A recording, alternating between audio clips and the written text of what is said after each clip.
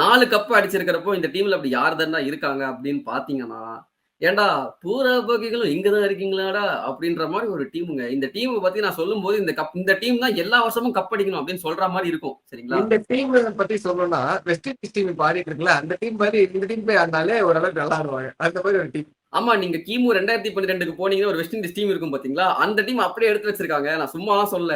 Andre Russell, Kieron Pollard, Sunil Narine, Nicholas Pooran, Darren Bravo, Akeal Hosein. நான் என்ன இதுவே போறவேடா cup அடிக்கிறதுக்கு. முன்னாடி ஆக்சுவலி டுவைன் பிராவோவும் இருந்தாரு. அவர் ரிட்டையர் ஆயிட்டாரு. இப்போ அவர் பவுலிங் கோச்சா இருக்காரு அந்த டீமுக்கு. சரிங்களா? அப்படி இருக்கும்போது இந்த டீம் பாருங்களேன், எப்படி ஒரு பிரான்சைஸால எப்படி இவ்ளோ பேரை வாங்க முடியாது? இந்த பூரனு, பொலார்டு, நரைன், ரசல் 4 பேர் போறாதாரு கப் அடிக்கிறதுக்கு. ஆனா போறாது. ஏன்னா கடைசி 3 வருஷமா கப் அடிக்கல. அவுட் ஆஃப் ஃபார்ம்ல இருக்காங்க. ஆமா. அது 3 வருஷம் கப்பும் அடிக்கல கடைசி 3 வருஷமா. இன்ஃபாக்ட் ஒரு வருஷம் சாரிங்க, உடனே ஃபேன்ஸ் வந்துடாதீங்க. பூரன் மட்டும் நல்லா தான் ஆடுறாரு.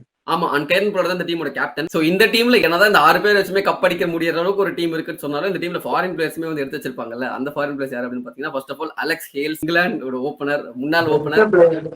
ஆமா. அதுக்கப்புறம் வந்து காலின் மொன்ரோ அப்படின்னு நியூசிலாந்து ஓபனர். அவரும் பேரெல்லாம் கேட்கும்போது பெருசா இருக்குன்னு பாக்காதீங்க.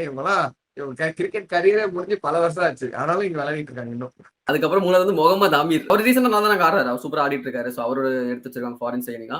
ஃபோர்த் வந்து பாத்தீங்கன்னா நம்ம பாகிஸ்தான் தான் இவர் நிறைய பேர் தெரிஞ்சிருக்காது. உஸ்மான் தாரிக்னு ஒரு மிஸ்ட்ரி ஸ்பின்னர். ஆல்ரெடி இந்த டீம்ல வந்து சுனில் நரேன் ஒரு மிஸ்ட்ரி ஸ்பின்னர் இருக்காரு. பட் இவங்க வந்து உஸ்மான் தாரிக் சைன் பண்ணிருக்காங்க. சோ இவங்க எல்லாம் வந்து ரொம்ப கீ பிளேயர்ஸ், நல்லா தெரிஞ்ச பிளேயர்ஸ்.